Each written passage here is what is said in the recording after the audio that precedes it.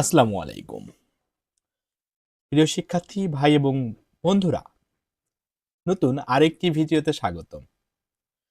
Basic to advance grammar ব্যাচের আজকের যে টপিকটি নিয়ে আমরা এই ভিডিওতে আলোচনা করব সেটি হলো কন্ডিশনাল সেন্টেন্স। দেখো, তোমরা অনেকেই এই কন্ডিশনাল বুঝতে পারো না। না বোঝার কারণে তোমাদের কমপ্লিটিং সেন্টেন্সটি এবং তোমাদের কানেক্টর যে টপিকটি রয়েছে তোমরা ইজিলি ভাবে অ্যান্সারগুলো লিখতে পারো না। দেখো, ইফ, তাহলে মূল বিষয় হচ্ছে ইফকে নিয়ে। এখানে ইফ ব্যতীত আর যে সকল ওয়ার্ডগুলো দ্বারা শর্তমূলক নির্দেশ করে থাকে তা হলো আনলেস, হ্যাড, দো, অলদো, এগুলো প্রত্যেকটাই আপনাদের কি নির্দেশ করে থাকবে? শর্তমূলক নির্দেশ করে থাকবে। তাহলে বলছে ইফ এর অর্থ হলো যদি। ইফযুক্ত বাক্য দ্বারা সব সময় শর্ত বা কন্ডিশন বোঝায়। এজন্য ইফ যুক্ত বাক্যগুলোকে দেখো, ইফের পরে যখন প্রিন্সিপাল ক্লোজ ব্যবহৃত হবে শর্তযুক্ত বাক্য বা কন্ডিশনাল সেন্টেন্স বলে থাকে। কন্ডিশনাল সেন্টেন্সগুলো সাধারণত 4 প্রকার। কত প্রকার? কেউ যদি তোমাদের জিজ্ঞেস করে, 4 প্রকার। First conditional, second, third conditional এবং জিরো। এতটুকু মাথায় রাখো যে first conditional, second conditional, third conditional এবং জিরো কন্ডিশনাল। এরপরে দেখো, আমরা স্ট্রাকচারগুলো নিয়ে একটু আলোচনা করব। স্ট্রাকচার মানে হচ্ছে গঠনটা কিভাবে তৈরি হচ্ছে।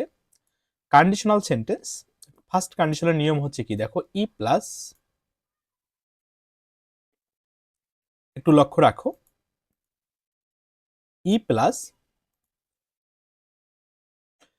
সাবজেক্ট প্লাস ভার্ব, এটা হলো ভার্বের বেস ফর্ম প্লাস অবজেক্ট অথবা এক্সটেনশন।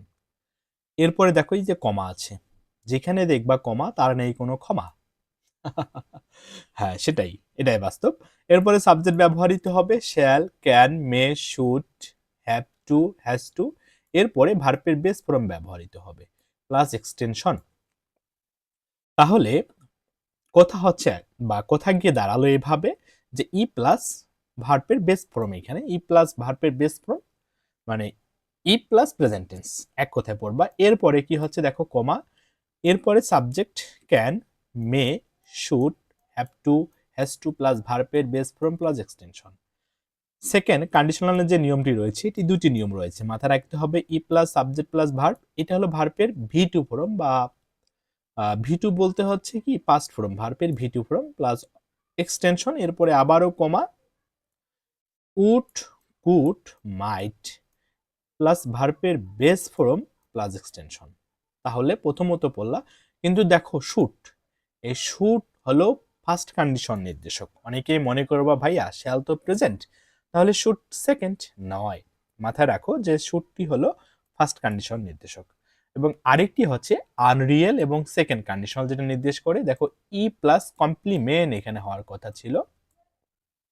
এরপরে subject plus would, could, might plus ভার্বের বেস ফর্ম প্লাস এক্সটেনশন।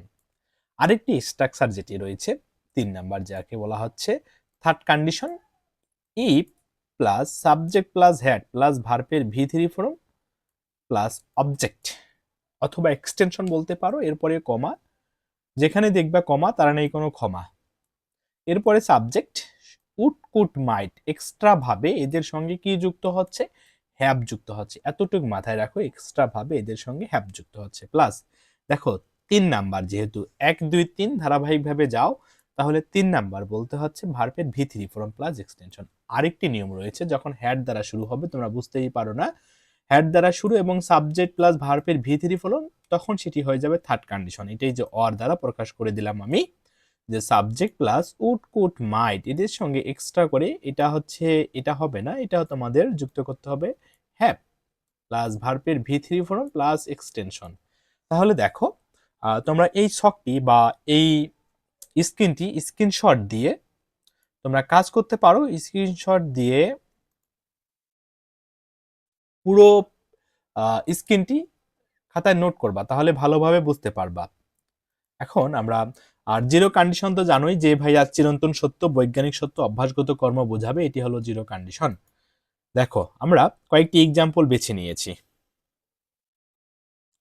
সেটি হলো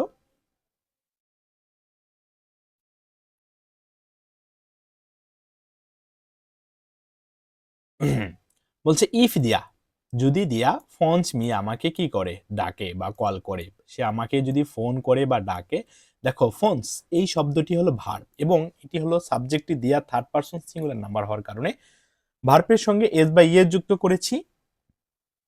এবং দেখো এটা একটা ক্লোজ, দিয়া থেকে শুরু করে মি পর্যন্ত এটি একটি ক্লোজ। ক্লোজটি হলো principal clause, declarative sentence, assertive sentence যাকে বলা হয়।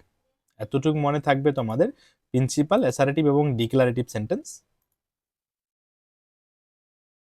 তাহলে দেখো ইফ দিয়া ফোনস মি, এই যে ফোন শব্দটি হলো ভার্ব এবং এই ভার্বটি হলো প্রেজেন্ট টেন্সের ভার্ব। এতটুকু মাথায় রাখো, কারণ দিয়া থার্ড পারসন সিঙ্গুলার নাম্বার, ভার্বের সঙ্গে এস বা ইয়ে যুক্ত হয়েছে। তাহলে ইফ দিয়া ফোনস মি, আই উইল অথবা মে বা can, should, have to talk to her. সে অথবা যদি দিয়া আমাকে ফোন করে, আমি তার সঙ্গে কথা বলবো। পরের এক্সাম্পলে যাও, বলছে ইফ দোয়া ফোন মি, যদি দেওয়া আমাকে কি ফোন করতো, আই উড, কুড অথবা মাইট। দেখো এখানে কিন্তু শুড আর ব্যবহার করিনি আমরা, এখানে প্রথম কন্ডিশনালে উইল ছিল, সেকেন্ডে আমরা উড নিয়ে আসলাম, ক্যান ছিল, কুড নিয়ে আসছি, মে ছিল, মাইট নিয়ে আসলাম, কিন্তু শুড নিয়ে আসি নাই। এতটুকু মাথায় রাখো যে শুড ব্যবহৃত হয় ফার্স্ট কন্ডিশনালের জন্য। এরপরে ভার্বের base form is a talk, এইটি হলো ভার্ব সেন্টেন্সের মধ্যে এবং ভার্বের বেস ফর্মে সেটি রয়েছে টু হার, আমি তার সঙ্গে কথা বলতাম। ইফ সেতু হ্যাড ফোনড মি, যদি আমাকে ফোন করে থাকতো, দেখো এটা আনরিয়েল বোঝাচ্ছে, অবাস্তব বোঝাচ্ছে, এখনো কিন্তু তাকে ফোন করেনি।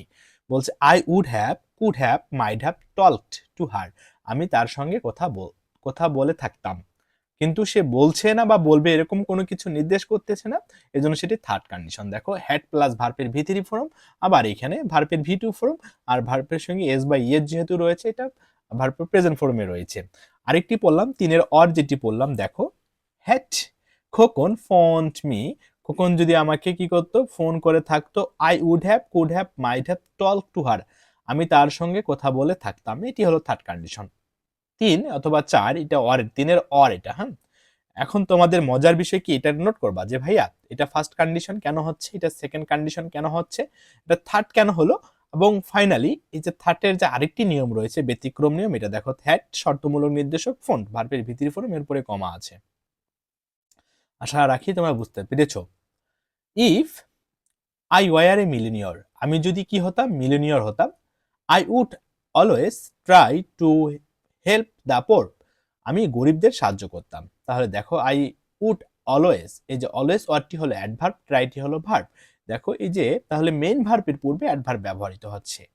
উড এটি হলো মডাল ভার্ব, মডাল ভার্বের পরে ভার্বের বেস ফর্ম ব্যবহৃত হয়েছে টু হেল্প দ্য পোর, আমি কাকে সাহায্য করতাম, গরিবদেরকে সাহায্য করতাম। তাহলে ওয়ার আছে, দেখো সেকেন্ড কন্ডিশনের কথা মনে রাখতে পারো তোমরা, কারণ এটা হচ্ছে অবাস্তব চিন্তা, আমি কিন্তু এখনো মিলেনিয়র নই, হ্যাঁ যদি হতাম। ইফ দ্য সান রাইজ, যদি সূর্য উঠলে ডার্কনেস ডিসঅ্যাপিয়ার্স, তাহলে ভাইয়া অন্ধকার দূর হয়ে যায়, এটা জিরো কন্ডিশনাল বা চিরন্তন সত্য, সূর্য উঠলে অন্ধকার দূর হয়ে যায়। If the match, if the machine takes 10 litre diesel, যন্ত্রটি 10 লিটার ডিজেল নিলে, গ্রহণ করলে, it works up to 15 hours, বা তাহলে ভাইয়া এটি 15 ঘন্টা কাজ করে থাকতো বা কাজ করে থাকে, 10 লিটার তেল নিলে সেটি 15 ঘন্টা কাজ করে, এটি হলো জিরো কন্ডিশনাল। সাধারণত বাংলা বাক্যে যদি বা ক্রিয়ার শেষে লে থাকলে অনুবাদ করার সময় কন্ডিশনাল সেন্টেন্স ব্যবহার করতে হয়, এতটুকু মাথায় রাখো তোমরা। যে এক্সাম্পল গুলা দিলাম এগুলো একটু নোট করবা, তাহলে আর বুঝতে সমস্যা হবে না। আর যদি তোমরা বুঝতে সমস্যা হয়, দেখো এখানে নাম্বার দেওয়া আছে, এই নাম্বারে কল করে জেনে নিও, হোয়াটসঅ্যাপ এই নাম্বারে দেওয়া আছে, কল করে জেনে নিও যে ভাইয়া এই জায়গায় এই ভিডিওতে বুঝলাম না। আমরা প্র্যাকটিসের ক্ষেত্রে যখন যাব, practice on conditional sentence, if you, দেখো would have, could have, might have, এটা থার্ড কন্ডিশনাল। তাহলে ভাইয়া আমরা বলতে পারি ই প্লাস পাস্ট পারফেক্ট টেন্স যখন হবে, তখন would have, could have, might have হবে। দেখো পাস্ট পারফেক্ট টেন্স কোথায় রয়েছে, ক্যান নাই, কুড নাই, হ্যাড আছে, এটা হ্যাড থাকার কারণে বি নাম্বার অ্যান্সারটি রাইট অ্যান্সার আমাদের। If we had a boat, if we had a boat past indefinite tense রয়েছে, দেখো হ্যাড এর পরে ভার্বের ভি থ্রি ফর্ম এখানে ব্যবহৃত হয় নাই, সেহেতু সেটি পাস্ট ইনডিফিনিট টেন্সে রয়েছে। পাস্ট ইনডিফিনিট টেন্সের হলে কি উড কুড মাইট ব্যবহৃত হবে, এই যে উড উইলও হচ্ছে না, এখানে 3 নাম্বার অ্যান্সার এটিও হচ্ছে না, তাহলে আমাদের উড কুড মাইট, এরপরে উড অ্যাক্রস, এই ডি আবার হবে না, কারণটা কি দেখো, কারণ এটি হলো সেকেন্ড কন্ডিশন। সেকেন্ড কন্ডিশনের ক্ষেত্রে সাবজেক্ট ব্যবহৃত হচ্ছে, কমায়ের পরে সাবজেক্ট, এবং উড কুড মাইট প্লাস ভার্বের বেস ফর্মে যে ক্রস, তখন বি নাম্বার অ্যান্সারটি আমাদের রাইট অ্যান্সার। মার্কিং করে দিচ্ছি, ওকে। এখানে বি নাম্বার ইকুয়াল রাইট, আর এখানে হচ্ছে আমাদের হ্যাড। আবার দেখো বলছে if you practice to learn, দেখো you have to practice, have to, has to, had to first কন্ডিশনালের ক্ষেত্রে ব্যবহৃত হয়। তাহলে তুমি এখানে বলতে পারো যে ভাইয়া ই plus present tense, you third person singular number, এই জন্য তুমি ওয়ান্ট ইউজ করতে পারো এখানে। হ্যাঁ, ওয়ান্ট ইউ হলো সেকেন্ড পারসন সিঙ্গুলার প্লুরাল, যেটাই হোক না কেন ভার্বটি সাধারণত প্লুরাল নির্দেশ করে থাকে, এই জন্য ওয়ান্ট। হ্যাভ টু আছে। এর পরবর্তী স্লাইডে চলে যাচ্ছি। দেখো বলছে if you maths at school you would find commerce difficult to understand, তাহলে উড ফাইন্ড, আমরা জানি সেকেন্ড কন্ডিশন। সেকেন্ড কন্ডিশনের নিয়ম কি ভাইয়ারা, আপুরা বলো তো? সাবজেক্টের পরে উড কুড মাইট ব্যবহৃত হলে, বা এই যে কমায়ের পরে সাবজেক্ট, সাবজেক্টের পরে would could might, second condition plus ভার্বের বেস ফর্ম। এখন তোমাদের কাজ হচ্ছে এটা ভার্বের ভি টু ফর্ম নিয়ে আসা। ভার্বের ভি টু ফর্ম লার্নড, আবার হচ্ছে did not learn, does not learn, হচ্ছে উড নট। তাহলে তুমি এখানে বলতে পারো did not learn maths at school, তাহলে আমাদের সঠিক অ্যান্সার হচ্ছে বি নাম্বার। এখন ভাইয়া বলছে if you pour it on water, তাহলে ভাইয়া দেখো পানি অথবা হচ্ছে তেল পানিতে ভাসে, চিরন্তন সত্য কথা, তাহলে আমরা বলতে পারি ওয়েল ফ্লাডস, ভাষার কথা বলা হচ্ছে। If I had over spelled, over, if I had known I are coming, দেখো হ্যাড নোন, হ্যাটের পরে, তাহলে এটা থার্ড কন্ডিশনাল নিয়ম। থার্ড কন্ডিশনাল নিয়মটি কি তাহলে, উড হ্যাভ ব্যাকড। ওকে, এই অ্যান্সারটি আমাদের রাইট অ্যান্সার, বি নাম্বার অ্যান্সারটি। এরপরে had better, had I heard the weather report, তাহলে ভাইয়া হ্যাড এবং হার্ট, এটা third conditional, would have, could have, might have plus ভার্বের ভিতরি ফর্ম ব্যবহৃত হবে। I would have taken umbrella, আবার দেখো এই কোশ্চেনটা এসেছিল ঢাকা বিশ্ববিদ্যালয়, ঢাবিতে এসেছিল 16 এবং 17 সেশনে। আই উইশ, আমরা জানি উইশ এবং ওয়ারের পরে সাবজেক্ট ব্যবহৃত হবে, এবং বি ভার্ব হিসেবে, সাবজেক্টের পরে বি ভার্ব হিসেবে সাধারণত ওয়ার ব্যবহৃত হয়ে থাকে। এটা এসেছিল সি ইউনিট, ঢাকা বিশ্ববিদ্যালয় কমার্সিয়াল ইউনিট যাকে বলা হয়। 10 নাম্বার যে প্র্যাকটিসটি রয়েছে, if I had known you were in my town, তাহলে ভাইয়া এরপরে কি দেখো, হ্যাট এর পরে নোন ব্যবহৃত হয়েছে, third condition, would have, could have, might have plus ভার্বের ভিতরি ফর্ম। দেখো গোয়ান আছে, এই অ্যান্সারটি আমাদের রাইট অ্যান্সার। আবার এটি চলে এসেছে জাহাঙ্গীরনগর বিশ্ববিদ্যালয়ের 16-17 সেশনে। আরেকটি কোশ্চেন বাছাই করে নিয়েছি, সেটি হলো দেখো 36তম বিসিএস এর কোশ্চেন। সেটি কি বলছে, দিস কুড হ্যাভ ওয়ার্কড, তাহলে এটি কোন কন্ডিশনারে আছে? এরপরে দেখো আমরা এখন এখানে কি ইউজ করব, কুড হ্যাভ, মাইট হ্যাভ, এরপরে ভার্বের ভিতরি ফর্ম, থার্ড কন্ডিশনাল। তাহলে ভাইয়া থার্ড কন্ডিশন মানে কি, ইফ প্লাস হ্যাড ব্যবহৃত, সাবজেক্ট মানে ইফ সাবজেক্ট প্লাস হ্যাড ব্যবহৃত হবে। আরেকটি কন্ডিশনাল সেন্টেন্স রয়েছে যেটি তোমাদের না জানলেও হবে, সেটি হলো ইম্পারেটিভ কন্ডিশন। এটি যারা জব ক্যান্ডিডেট শিক্ষার্থী ভাই এবং বোনেরা আছে তাদের জন্য খুবই বেশি গুরুত্বপূর্ণ এবং শিখতে হবে তাদের জন্য। ঠিক আছে, দেখা হচ্ছে তোমাদের সঙ্গে নেক্সট কোনো ভিডিওতে। ততক্ষণ পর্যন্ত ভালো থাকবা, সুস্থ থাকবা। আর তোমাদের কোনো সমস্যা হলে জানাই দিবা যে ভাইয়া এই জায়গায় সমস্যা, আমি বুঝতেছি না।